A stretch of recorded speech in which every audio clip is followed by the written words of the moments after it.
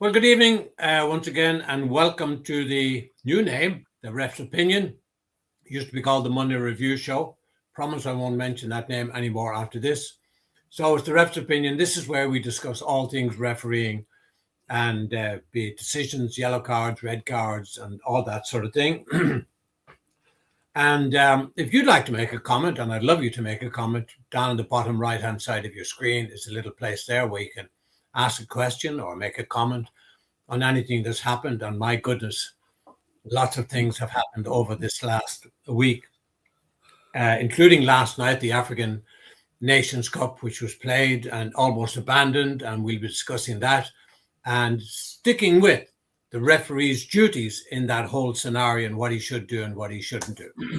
So I'm delighted to be joined once again from Sheffield in the UK by former Premier League referee, former FIFA referee, former head of the PGMOL, and those are the guys who look after referees or match officials rather in the Premier League and the Championship, which is the second tier, and also the man responsible for introducing goal line technology. Keith Hackett, great to have you, Keith, and thanks for joining me. Delighted. A quiet weekend, I think.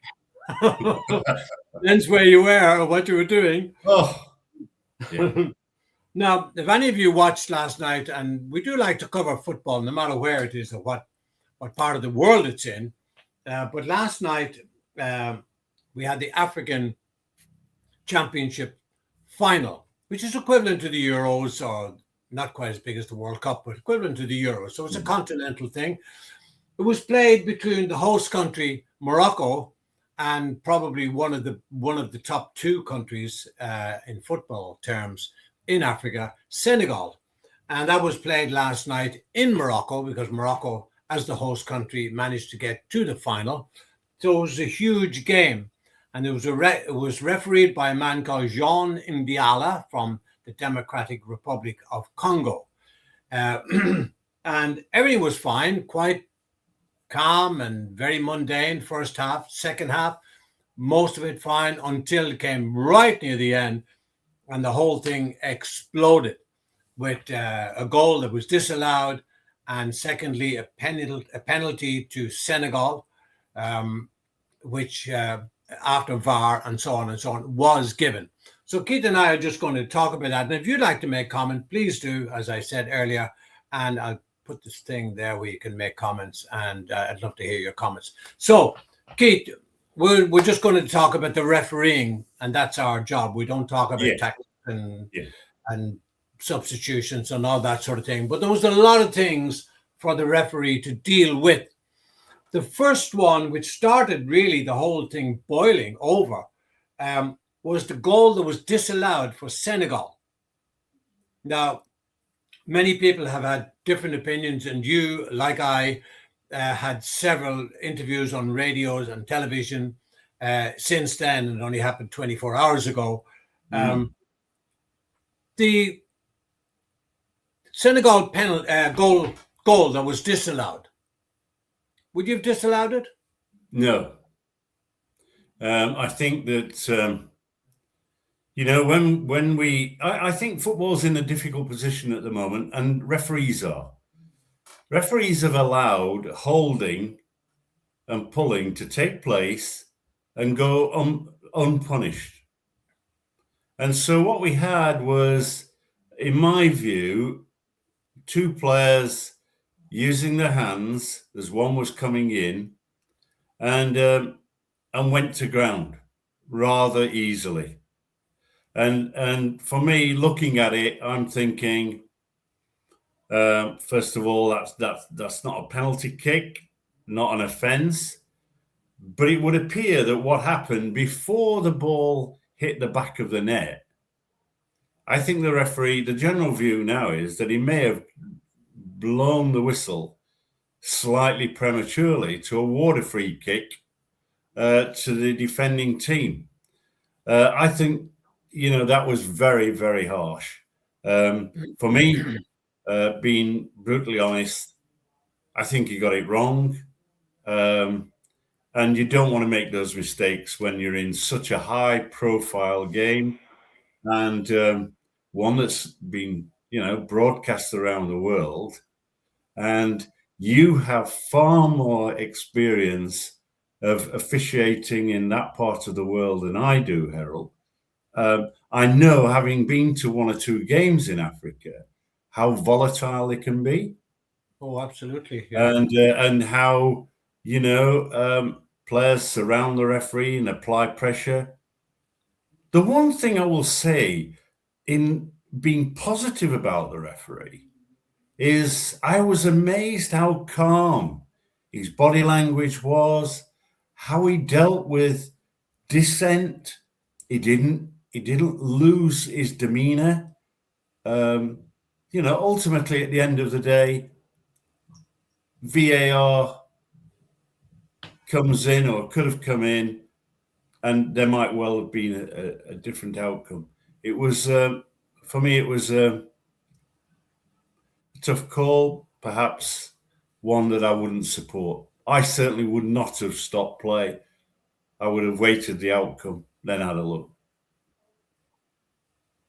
Yeah, I thought the Moroccan player who was defending and the Senegalese player who was attacking, who eventually headed the ball over, and eventually the ball went into the net.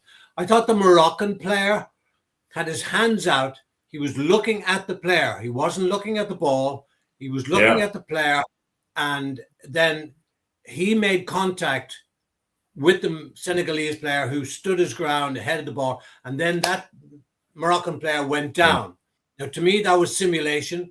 He didn't know what was going to happen, the Moroccan player, but he knew it was a dangerous position, and I think he took a dive. I think he deliberately took a dive to influence the referee, and the referee fell for it, and and he disallowed it. So, and he fell for it.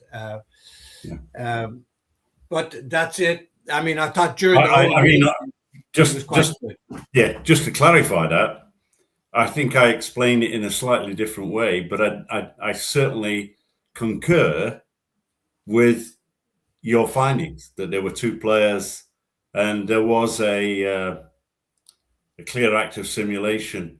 We talk about this almost on a weekly basis. I think it's tough for referees now, because I think the players are so good at going to ground, either to stop the game, to win a penalty kick, even to get an opposition player cautioned. And these things are taking place all the time, and life's not easy for referees. And of course, the difficulty here is that we know that whatever happens on the television cascades down.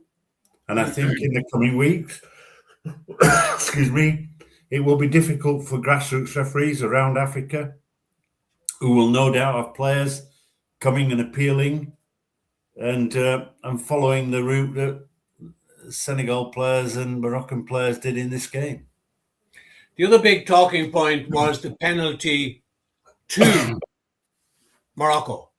Now, Brahim Diaz, am I saying that correctly?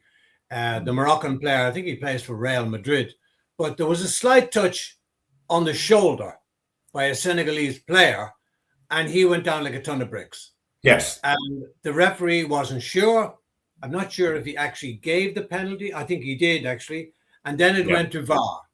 Yes. And there was a long delay for those who didn't watch it, and it's all up on YouTube and different other outlets. There was a long delay and a lot of crowding around the referee, so much for captains only speaking to the referee. Yes. And then he went over to the VAR monitor, and even behind him, and at one time they put the camera up to show at the back, there was a total melee going on between both sets of players, both benches and officials, while the referee is trying to arrive at a decision. And I wonder, and I hope I'm wrong, but I wonder, was the referee persuaded or influenced by that melee that was going on, that if he had disallowed that penalty, would the consequences, I put that word loosely, being even worse than what they were? And then leading on to that, the kicker, again, Diaz, just almost kicked it into the goalkeeper's hands. So the conspiracy theorists are going crazy now and saying he did it deliberately. Yes. Would he do that deliberately? I don't think so. No, I don't. Just absolutely horrendous scenes, Keith. Yeah, I mean, I think that it demonstrates, in my opinion, that there should be serious thought regarding the appointment of match officials in these circumstances. Would you suggest that they may have brought in perhaps Clément Turpin or the other top referee from France? Would there be a benefit to actually have? I know that Africa want to develop their referees. You and I have played a part in running workshops and doing that. But I just wonder whether, in fact, this is a big game, and I just wondered whether the capacity of that referee in that situation, if you like, and I hate undermining match officials. I like to support them, but I just feel that it was a massive game, and I just felt at times the referee was out of his depth because of the pressure that was being put on him. Yeah. Look, it's fair to say, I guess, that the standard of refereeing in certain parts of the world is not as good as it is in other parts of the world. And I'm not naming any countries one way or the other. But certainly you mentioned Clément Turpin from France, Marciniak from Poland, and a few guys like that who are really top class. But I'm not sure the African referees would have liked, because as you and I know, it's a great honor to be appointed to any cup final, even if it's your local Sunday morning cup final. It's a great honor to be appointed to that. And likewise with this, and I've trained guys up to that. In fact, one of the guys I was training ran the line in the World Cup final between France and Brazil in 1998. A young man called Ahmed Salih from Cape Town. So being there, and I've been involved, and I know what it's like, and I know what it's like to be appointed as a referee for a final, and I know what these guys feel also. His whole demeanor in everything he did, and even decisions he gave that were controversial, he kept his cool. I've no doubts. I mean, we opened up. I made that statement at the beginning. I think that when we look at global tournaments of this nature, I think there's a trade-off.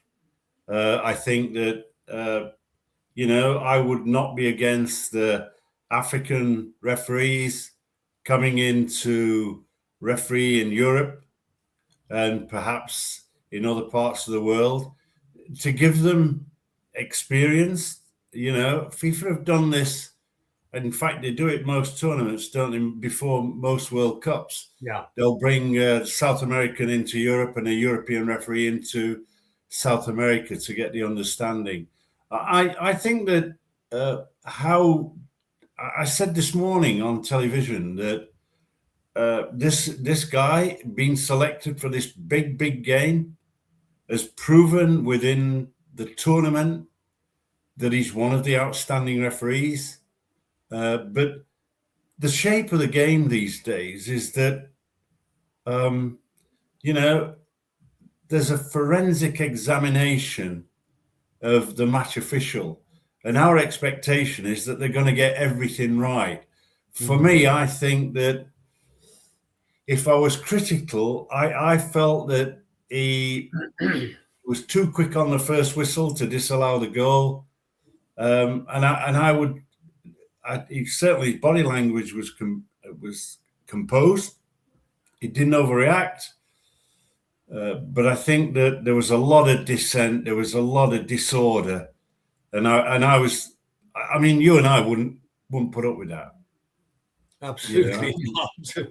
Yeah, I think there would have been a few taking an early bath. Yeah. And then the final thing on this, and goodness, time has moved on so quickly. But just let me remind our people who are watching, you're watching the Ref's Opinion. This show goes out every Monday night, 8 p.m. on facebook.com. And many people are watching. Thank you very much for that. And a special thank you to Keith Hackett for also joining me. Keith, the final part of this is the incidents, plural, where the Senegalese goalkeepers' towels that they keep were just being stolen and thrown away. And in fact, at one time, Hakim, who's probably one of Morocco's top players, he actually got involved, picked up the goalkeeper's towel, which was off the field of play, and threw it into the crowd. What in heaven's name is that all about? I don't know. The one thing I know is that Mr. Infantino was at the game. I think he's been pretty harsh with his comments. I think there will be a full investigation. They will look at aspects of security. And, these things influence the future because, I think that when you look at Africa and the potential of at some stage again, 2010 was the last time they had the World Cup. These sort of incidents influence those committee men, if you like, into either agreeing or disagreeing where the next World Cup will go or whatever the year will be. Well, let me tell you, Keith, 2030, I just need to tap something there. 2030, Spain, Portugal, and Morocco joint hosts. Yeah, wow. That will be interesting. It'll certainly be demanding. I mean, it's a fantastic stadium, isn't it? I mean, there's no question that is a huge and fantastic stadium. 67,000 match last night. Yeah. Well, I think that with that in mind, there'll be a lot of work being done by FIFA. As I witnessed in 2010 or 2009, before the South African, the World Cup was there, I watched a lot of work going on with the FIFA helping to support the organization to get the logistics of people staying in hotels, going to grounds and all that goes with it. Yeah. Okay, we'll move on because there's a lot of things to discuss. That horrendous challenge by Dalot of Man United on the Man City player. I mean, he raked him from the knee down. And people are saying, it was just clumsy. It was surely a red card, Keith. I mean, this was serious foul play. Yeah. Not life, but he certainly endangered the players' playing ability. I mean, what amazed me and disappoints me is that I don't know who this clown is at the FA Premier League. They have a spokesperson who came out and said it wasn't a red card because it was a glancing blow. If we are going to improve the standard of refereeing and fans' knowledge of the game, please quote the law. Striking or attempting to strike, kicking or attempting, a serious foul play. And this was, when I looked at Dermot Gallagher today, with some hesitation, he agreed that it was a red card. In fairness, he said it was a red card. Now, what worries me is this. You have Anthony Taylor going to the World Cup for sure. He's probably our number one, certainly one in our top two referees. And he's got one chance of seeing it. Did he see it? One suspects that it happened so quickly. There was the potential of bodies covering that challenge. So now in comes the VAR. The VAR has the same view as you and I. And you and I, in seconds, determined, we didn't speak, we live in slightly different countries, but we agreed 100% that that was a red card. And you know, so my, if you like, real criticism has been towards the VAR here and the assistant VAR, because ultimately I thought that was an easy red card decision. Yeah. I don't, you know. So, you know, you look at that and you think, great. And then we look at the appointments for this coming weekend. Let me tell you that in in my situation, when I was boss of the PGMOL, I used to take people off games because I wanted them focused and not carrying baggage into the next. And what happens here is that when we look at the upcoming fixtures for this coming weekend, and I'm just searching through them as I'm talking, forgive me. Okay. But there's one good thing. There's a young referee that I've watched and refereed really well, Farah Hallam. Oh yeah. He will be refereeing Manchester City versus Wolves, his first Premier League game. That's a tough assignment. Did you do the Macclesfield FA Cup match? No, that was Tim Robinson, but he did do an FA Cup match. He did do an FA Cup match. Yes. Yeah. No. That's what I saw. Yeah. Very good. Yeah. So Craig Pawson will referee Arsenal versus Manchester United. I find that amazing. I just find he was the VAR official on the United City game. Correct. And he didn't think that was a red card. No. I mean, I you know, the PGMOL is supposed to be a professional organization. And the appointment of officials to games, you work very hard at looking at the referee in form, what potential exposure he has to both clubs, and his current, you know, his current form, and of course, where does he sit in the marking system that gives him a league table position? I think it's unhelpful to the game. Yeah. I mean, Arsenal, I've no doubts in the next few days, although Arsenal tend to keep quiet, behind the scenes, I think they'll be fuming. Yeah.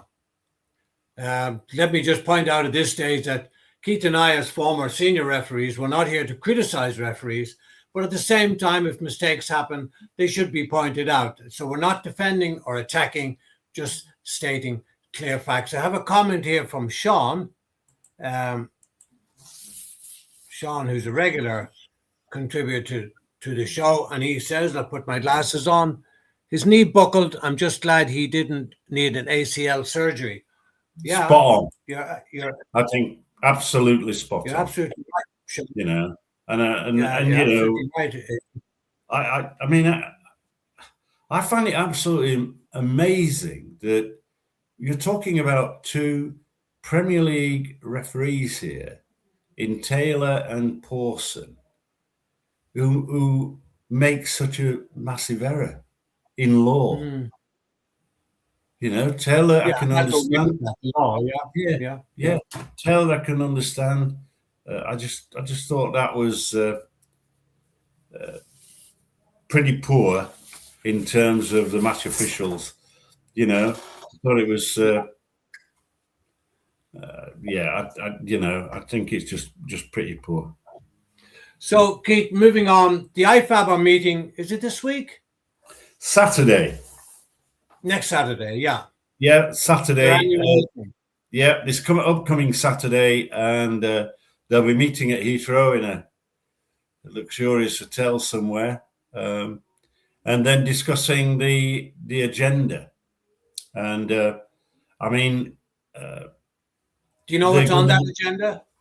Yeah, well, I mean, the potential changes, they might be minor, we don't know, but only the captain guidelines. Where's that happening? I don't see that happening in competitions. I didn't see it last night in Absolutely AFCON, and so they're looking at accessories that may be worn if safe and securely covered. So it looks as though the comment on the rings that we mentioned, they're going to allow them to tape them up. That might be the case.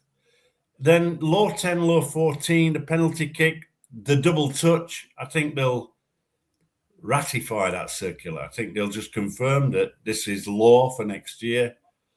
Law 12, no caution if in the denial of an obvious goal scoring opportunity, advantage results in a goal.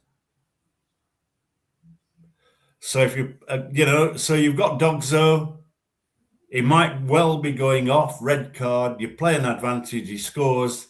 They're looking at that as a potential change at this stage. I want to clarify.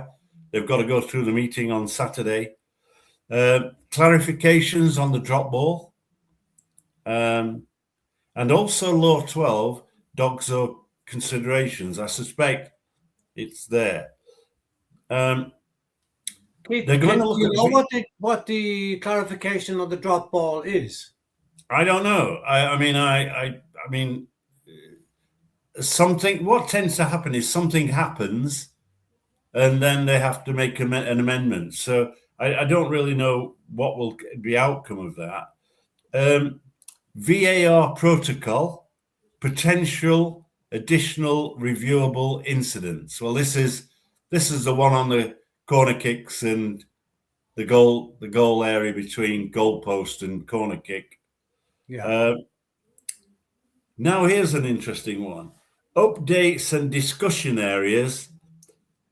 Measures to combat deliberate tempo disruption and time lost. Tempo disruption. What does that mean? Yeah. Countdown and restart. Reversal for throw-ins and goal kicks. Delays relating to injuries. Time limit for substitutions. Then we're going to look at technology developments on the semi-automated offside system, the football video support. That's the cheap version of VAR, and an update on the referee body camera trials. And of course, the big one I think is a report that will be considering the offside trial, which is where Arsene Wenger is the driver, if you like, of having daylight between the bodies, putting it. It's not, it's loosely terms. That's it, really. So that between the bodies, so not the foot or the hand or just the body. No, we basically look for a gap, but I think they'll be discussing the gap and at what point, because all we're doing is doing a reversal, and there'll still be fractions of an inch, and the body being offside or onside. But I think genuinely it turns the offside law to some degree on its head. It says it's not going to be a law that stops goals being scored. It's going to allow goals to be scored. I'm not so sure that it's got a lot of support on what I've been reading in the newspapers. Yeah. Well, that time has just flown past again, and we've come to the end. And thanks very much again, Keith. A lot to discuss this week. And thank you again for joining. And thank you out there for also joining. We'll do it all again next Monday night, same time, The Ref's Opinion at 8 p.m.